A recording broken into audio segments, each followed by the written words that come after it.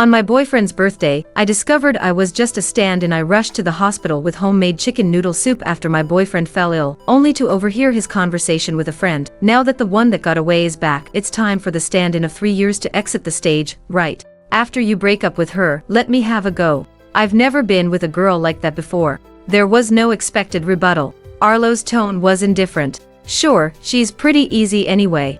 Just sweet talk her a bit and you can get her into bed. That night, I discovered his secret Instagram account. It documented years of pining for his first love. Without confrontation or entanglement, I calmly booked a flight to Paris. On our 3rd anniversary, Arlo slipped and fell at work, spraining his ankle. I rushed to the hospital after getting his call. He explained he was hurrying to the restaurant, afraid I took a few days off work to stay by his bedside and take care of him.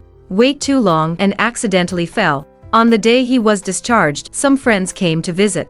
I went home to make chicken noodle soup, feeling reassured. The thermos in my arms held freshly made soup as I hurried back to the hospital, timing it perfectly. The door to the room was ajar. As I approached, I overheard voices inside. Arlo's good friend Milo was patting his shoulder, his expression amused. You didn't have to be so excited just because Sage is back. Rushing to pick her up from the airport and falling down the stairs. Hearing the name Sage, my heart skipped a beat. She was part of Arlo's close-knit group of friends from college, 3 guys and 1 girl. Sage was Arlo's college girlfriend. They dated for 2 years before breaking up when she went abroad. Even so, everyone in their group still considered them a perfect match.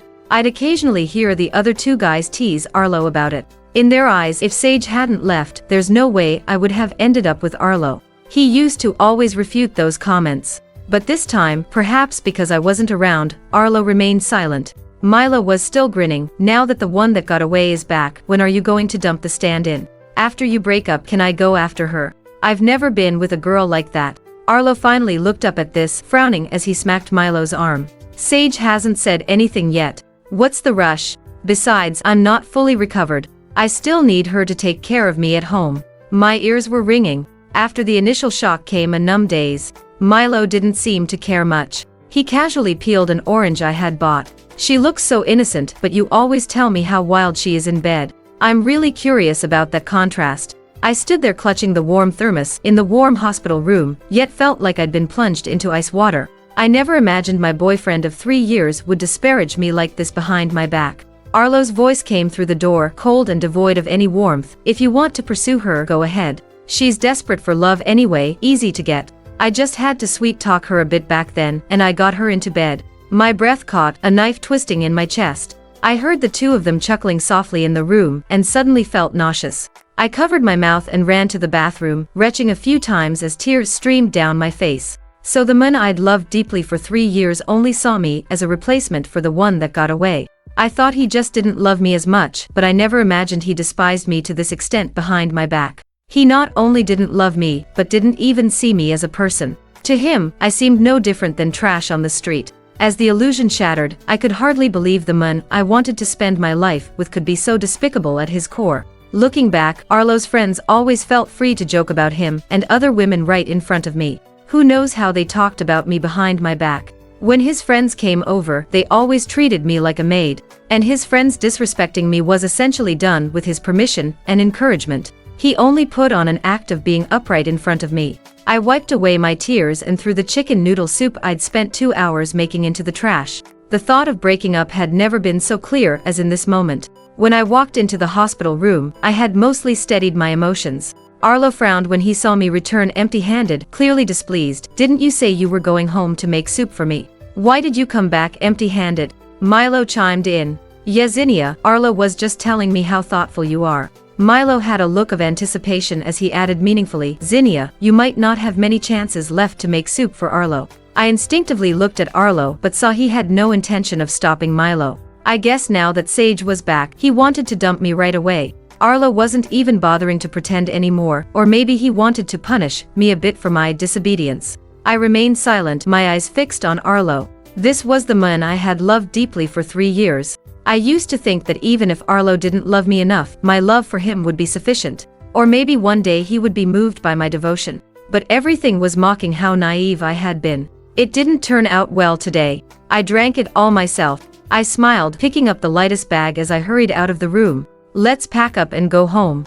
I no longer wanted to lug all the luggage like a servant as I had always done before. The atmosphere was cold on the way home. Arlo was still angry with me, but I had no intention of appeasing him. I needed time to soothe my own emotions too. As soon as we got home, Arlo's other friend Ryan showed up. He was carrying a cat in his arms, grinning as he barged in. I've had severe cat allergies since childhood. Startled, I covered my nose and backed away. Arlo, didn't you tell them I'm allergic to cats? I frowned, staring intently at the ragdoll cat in Ryan's arms, not daring to let my guard down for a moment. When I was little, I accidentally hugged a neighbor's cat and ended up in the hospital for a whole week. Zenia, why are you so delicate? Before Arlo could speak, Ryan rolled his eyes at me. This is Sage's ragdoll cat. It's super expensive, imported from abroad. I begged her for days to let me bring it over to play with.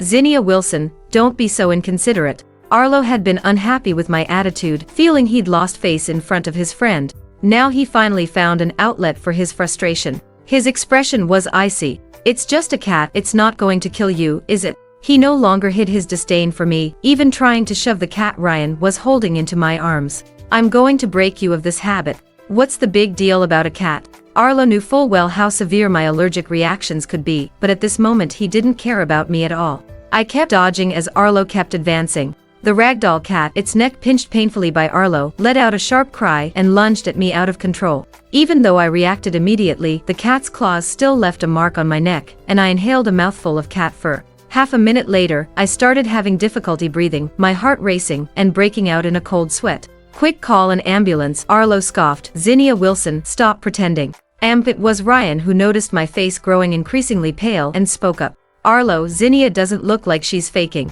We should call quickly. In the moment of hesitation, I collapsed heavily to the ground.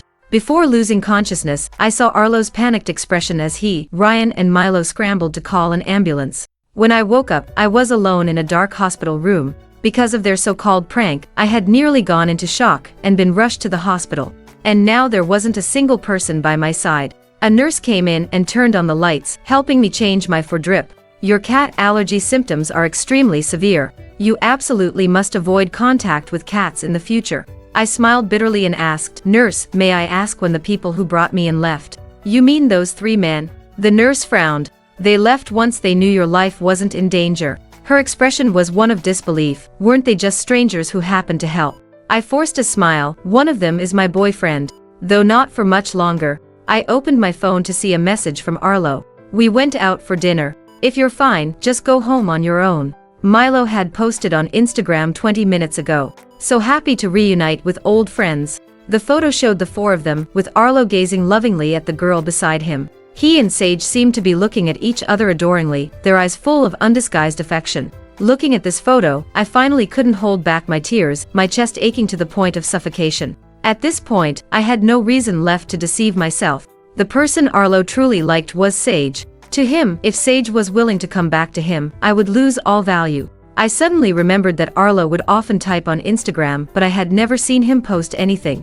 A possibility arose in my mind, and I searched for clues in his social media accounts. Arlo's Instagram was empty, but I found an account called Remembering Her in his following list. With trembling hands, I clicked on it and found that the IP matched. This user had been updating continuously for 6 years, with hundreds of dense posts. It was like I had accidentally opened Pandora's box. The contents inside left me speechless. It was all about Sage, every word and line filled with suppressed love and obsession. The account started as a record of their romance and later became Arlo's endless pining for Sage. November, I am with someone else now. I won't wait for you anymore. That was the day. I don't know how many times I had actively confessed to him, and Arlo finally agreed to be with me. It turns out it wasn't because he was moved by me, but because Sage had left the country that day. Marchie slept with someone else. It's your fault for dating other people. I remember Arlo was drunk that night, clinging to me and not letting me leave. In the end, he sweet-talked me into sleeping with him. May, are you really not coming back? I hate you. I'll never forgive you. That year, Arlo held me tight and took out a diamond ring from his pocket to put on my finger. He looked at me tenderly and promised, Zenia, I will marry you. I took a deep breath, not having the courage to read on. I scrolled directly to the most recent update, which was from not long ago. I've lost to you again. After all these years, I still can't let go. I will always love only you. The accompanying photo was of the 2 of them together. They were holding hands tightly, smiles of happiness on their faces. Tears fell uncontrollably, dripping onto my phone screen and blurring my vision. The deception and betrayal cut me to the core, leaving my heart bleeding. It turns out that throughout our 3 years together, not a moment of Arlo's love belonged to me. Young love burns hot and true, persisting for many years. Arlo was willing to overcome all obstacles just to have Sage again. Even though she had left him for so many years, abandoned him, he still gladly offered up his heart. But what about me? My whole body shook as realization dawned. No wonder Arlo never argued with me, he simply didn't care. No wonder Arlo never cared about my state, I just wasn't important to him. No wonder he got so excited he fell down the stairs and broke his leg. It wasn't because he was rushing to see me, but because Sage's sudden return had thrown his heart into chaos. I barely steadied my thoughts and took screenshots of everything, preserving the evidence. This is for the best. At least I won't soften my resolve now. If I hadn't accidentally overheard him talking about me like that behind my back today, if I hadn't found his secret Instagram account, I might have been kept in the dark my whole life, mistakenly thinking he had truly given up on the one that got away. I've now seen through Arlo's cultured facade to his filthy inner self, and learned that all those intimate moments of love were just an illusion. Now there's no reason left to continue this relationship. At that moment, my boss called. I took a deep breath, trying not to let anything show in my voice. Zenia, there's an opportunity to work at our Paris branch office. I wanted to ask if you'd be interested. You'd start directly as a director. It's quite a rare opportunity. My boss tried to persuade me. Actually, this wasn't the first time a promotion opportunity had landed on me. Last time, because I wanted to settle down with Arlo, I righteously refused the chance to go to France, even though it had been a dream I once cherished. But now, there was no reason left worth giving up my dreams for. Thank you for this opportunity. I'd be happy to work in Paris. The determination to break up had never been so strong. My brain was urgently sending signals of self-preservation. Even if my heart was being cut to pieces, I was willing to endure this pain. After hanging up, I immediately booked a flight to Paris for a few days later. After being discharged, I went straight home to pack all my belongings. During this time, I didn't run into Arlo. He was probably still busy accompanying Sage. The next day, sitting in the taxi to the airport, I saw Arlo's secret Instagram account had updated last night, meeting again, emotions beyond control. The photo showed him and Sage holding hands. I calmly scrolled past, but my heart still ached dully. Arlo suddenly texted me, probably having noticed the changes at home. You were discharged yesterday. Where are you? I didn't respond. He called countless times, all of which I hung up on.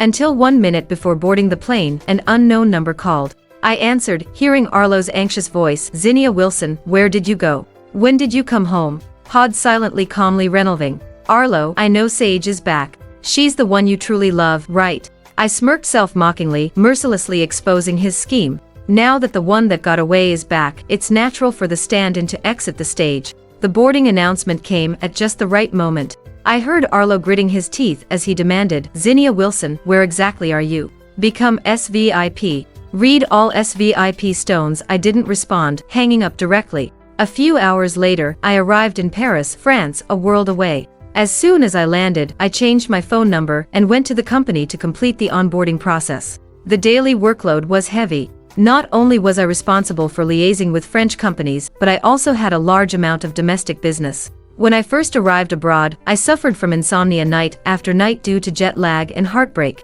After taking melatonin and finally falling asleep, I would dream of the early days with Arlo, only to wake up with tears streaming down my face. Later, I simply got up and stopped trying to sleep, letting work fill my life so I wouldn't dwell on those past happy memories alone. After some time, I had put Arlo behind me, the pain of that relationship healed by time. But during that period, it was still unavoidable to hear news about him. I knew that after I left, Arlo and Sage immediately got together. When I saw their relationship announcement, I quickly deleted Arlo and his friends from my contacts. But not long after, a mutual friend sent me a gossipy message. Arlo and Sage are about to break up. I was a bit confused. Weren't they doing well together? Yeah, right. Arlo is about to go crazy because of her. He's at a critical point in his career right now. You used to handle all his life stuff so efficiently, but how would Sage know how to do any of that? She doesn't have a job, just spends Arlo's money shopping and partying all day. They fight every other day. And get this, Sage was divorced abroad. She had been trying to hide it from Arlo, but he found her divorce papers. Arlo wants to break up but can't bring himself to do it. They're just torturing each other at this point. One really hadn't expected the story to go in this direction, given how deeply in love they had seemed to me. But while it was surprising, none of this had anything to do with me anymore. My next interaction with Arlo was when I was sent back to the States for my first independent project. I had anticipated this possibility since our work domains overlapped. Opening the project brief, I saw it was for Arlo's company, Mew. Not only that, but he would be the one in charge of the project. Mew was desperately seeking a new investment for a project, still competing with other companies for the bid. The situation was dire. Fortunately, all communication was online, and I did my best to avoid any chance of meeting him in person. For offline negotiations, I delegated everything to other team members. The project planning was completed perfectly. Everything seemed to be developing in the best direction possible. But my assistant Emma suddenly burst into my office. Zenia, Mew's financing fell through. Their cash flow has completely dried up. If they can't plug the hole soon, they'll have to declare bankruptcy. Emma exclaimed. What happened? Didn't our plan help them secure quite a bit of investment? That wasn't wrong. The final plan we submitted had gotten great feedback. I heard Arlo's girlfriend went to his office and stole the bid document, then leaked the bottom line price to the competing company. Emma raised her eyebrows at me. Zenia, I know this Arlo guy is your ex. They're all saying his current girlfriend couldn't accept any contact between you two, so she secretly gave the bottom price to the competition. And several headhunters who were originally interested in investing are now not only offering unfavorable terms but also questioning Mew's ability to keep things confidential. It made sense, but I hadn't expected it. Seeing Arlo's indulgence of Sage, I knew things would go off the rails someday. The mutual friend who had told me about Arlo and Sage called again. Arlo and Sage's relationship is on the rocks now. He hasn't been home for days, and she's going crazy. I suddenly felt lighter, realizing that karma really does come full circle. Mew's CEO never imagined Arlo could mess up something so simple. He put out word in the industry that if Arlo couldn't secure new investment, he would be blacklisted across the entire field. Arlo was now on the edge of a cliff. One misstep and he would fall into the abyss. The situation he found himself in now was entirely of his own making. It was under these circumstances that Arlo and I met again after half a year. I went to inspect a project at a new partner company, while Arlo happened to be there trying to secure investment. Seeing him again, I felt only a dull ache in my chest.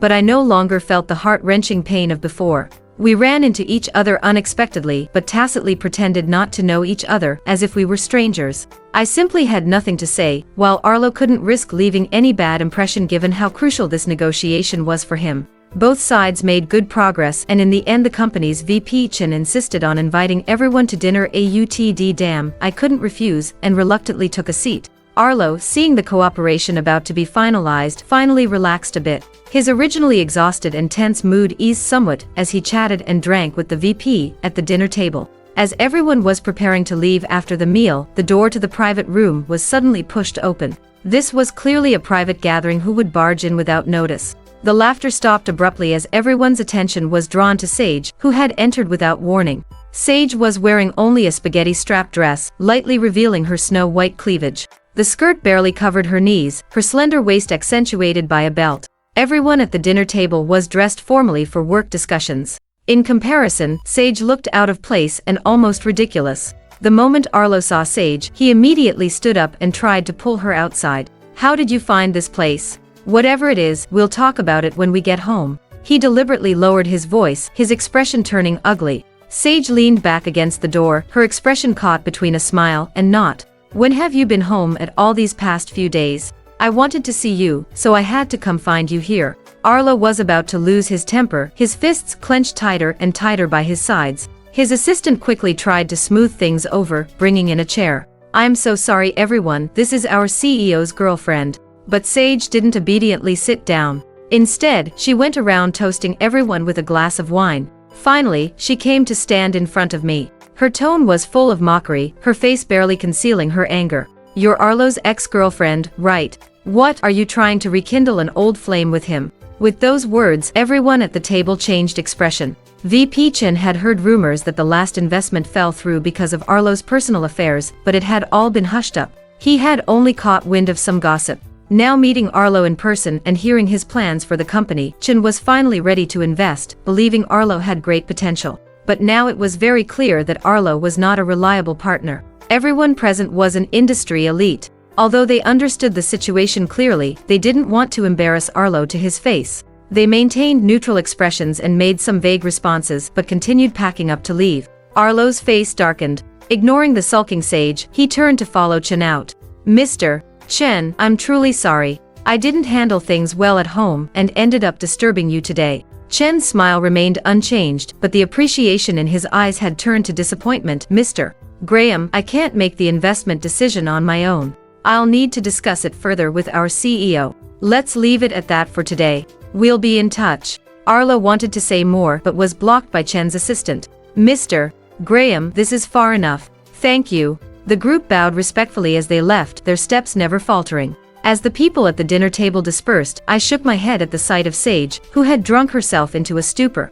Just as I was about to walk past, she grabbed my arm. Sage's eyes were full of hatred as she looked at me. Why do you keep haunting Arlo even though you've broken up? I laughed in disbelief, not understanding. I went to work in Paris immediately after we broke up. I haven't contacted Arlo once since then. This is the first time we've met since breaking up. Sage clearly didn't believe me. Then why does he always look at your photos after fighting with me? I felt only mockery in my heart. I hadn't expected Arlo would still think of me. He had only realized the one that got away wasn't as perfect as he remembered, now that he was living the mundane daily life with her. That's why he missed the obedient, caring me. I suddenly found it a bit laughable. In a man's heart, what he can't have is always the best. When he was with me, Arlo thought of his first love Sage day and night. And now that I had left, he apparently missed my good qualities. At the root of it all, Arlo loved no one but himself. I shook off Sage's arm and smoothed out the wrinkles in my sleeve. The investment deal was almost finalized today, but you've ruined it all. I calmly stated the facts, coldly observing her disheveled state. This was Arlo's last chance to turn things around. If it falls through, he'll be blacklisted in the industry and will never be able to work in this field again. How is that possible? Sage collapsed to the ground, her beautiful eyes losing focus. I just wanted to see him. He hasn't been home for days. I admit I lied to him, but I really do like him. Besides, I'm already pregnant with our child. I was shocked into silence by her words. I hadn't expected Sage to be pregnant, yet she had drunk so much alcohol today. She started crying hysterically, occasionally dry heaving from the excessive alcohol consumption. I walked around Sage and out the door, finding Arlo smoking in the hallway. Arlo had his back hunched, leaning against the wall with a troubled expression. Smoke curled around him, obscuring his face, but I knew he must be feeling utterly dejected. The cooperation that was about to be successfully negotiated had completely fallen apart. His last chance to save himself had been wasted. I was about to walk past when he called out to me. Zenia. Arlo's voice was hoarse from smoking, his expression indescribably lost. I was wrong. I'm sorry. He seemed to be talking to me, but also reminiscing. I always took your devotion for granted before, my mind obsessed with thoughts of Sage every day like I was possessed. I let my friends make jokes about you, and even said a lot of awful things behind your back. Arlo smiled bitterly. That day, even though I knew how severe your cat allergy was, I still insisted on saving face and ended up sending you to the hospital. I really screwed up badly, driving such a good person away from me. Yes, I reminded him flatly. That day I nearly went into shock, and you just dropped me off at the hospital and left. You were busy rekindling things with Sage. I regret it, Zenia. Arlo closed his eyes in pain, hunching over in a pleading posture. I originally thought being with Sage would fill the void in my heart, but after getting together with her I realized my feelings for her were just an obsession, not love. I mistook that emotion for love, hurting you again and again because of it until you finally left me. As he spoke, he suddenly took out the engagement ring I had thrown away from his pocket. Zenia, I've only just realized that you're the one I love. Every day since you left has been torture for me. I'm begging you, I'll cut things off cleanly with Sage. Come back to me and let's start over, okay? Arlo had a pair of deep, soulful eyes that I had fallen for countless times before. Now those eyes were rimmed with red, glistening with unshed tears. But I only felt disgust and nausea. It's impossible between us, Arlo. I smiled mockingly, pointing towards Sage inside the room. And did you know? Your precious ex is pregnant with your child. She drank so much alcohol today too. I watched his shoulders slump instantly, his expression dumbfounded. You'd better find a new job and focus on supporting your family. All of this is entirely your own doing. With that, I strode away without a backward glance at Arlo. Arlo's cooperation with VP Chen fell through, while our project progressed smoothly. With this collaboration secured, I could once again fight for more benefits for my team members. Headquarters promised that this year-end, our entire group's bonuses would be doubled. As for me, I was promoted again to general manager of the service department, also a vice president of the company. My career was soaring, my path clear and unobstructed. On the day of the celebration party, my assistant Emma came to gossip with me again. She knew what had happened at that dinner, and I had told her the whole story. Zenia, I know you don't care about Arlo and Sage anymore, but the aftermath is so satisfying, I have to share it with you. I raised an eyebrow, taking a sip of red wine. Sage is pregnant, right? Arlo has been trying to get her to have an abortion this whole time, refusing to acknowledge the child is his. He's insisting she's still involved with her ex-husband, and is trying to trap him. I was speechless, never imagining Arlo could be so heartless. When in love, he had put Sage on a pedestal. She was the apple of his eye. He wouldn't allow anyone to be compared to Sage, even abandoning our 3-year relationship to get back together with her.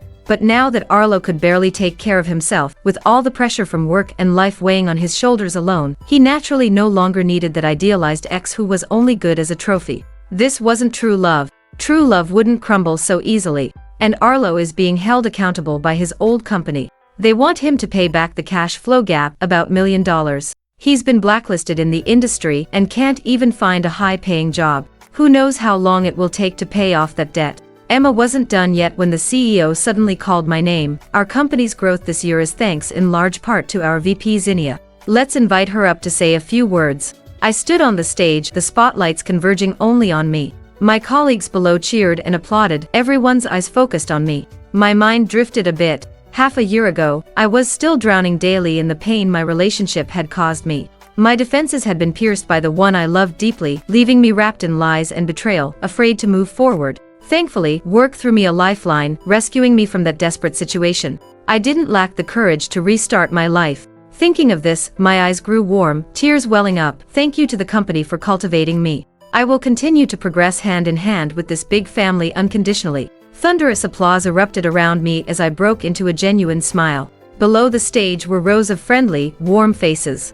Everyone applauded for me as Emma shouted, "Zenia is the best." After the party ended, I saw Arlo lingering at the hotel entrance. It was winter now. Arlo wore only a coat, his face pale, looking unwell. His whole body seemed deflated, his back hunched. The coat that once fit him perfectly now hung loosely on his frame. Upon seeing me, a glimmer of joy finally flashed in Arlo's dull eyes. "Zenia," I heard the cheers from inside. "You're doing really well now." "Yes, I'm doing better and better since leaving you." I smiled faintly, hands in my pockets. "You don't look so good though." Arlo instantly dropped his guard, his expression twisting as he began lamenting his miserable circumstances. Not only could he barely find work now, but he was drowning in debt. His parents back home had even sold their house, scraping together every penny to help him repay the money. I listened quietly, finally offering a faint smile. "You can't blame anyone else. This is all the result of your own choices." Then I got into the company car, watching Arlo collapse to his knees, sobbing uncontrollably. The car stopped in front of my apartment building. I strolled home alone, reflecting on everything that had happened over the past 6 months. It was late at night, the streets empty with few people around. Suddenly, my cheek felt cool. I looked up. The sky was dark. A light snow began to fall, carried on the night breeze. Wisps of cold air brushed past my body as snowflakes danced in the wind. The first snow of the season had finally arrived. I smiled contentedly, my steps growing lighter. With hope in my heart and stars in my eyes, I believe my life will only get better from here. I will turn my faith into the courage to chase my dreams, always writing the most dazzling leading lady storyline in the script of my life.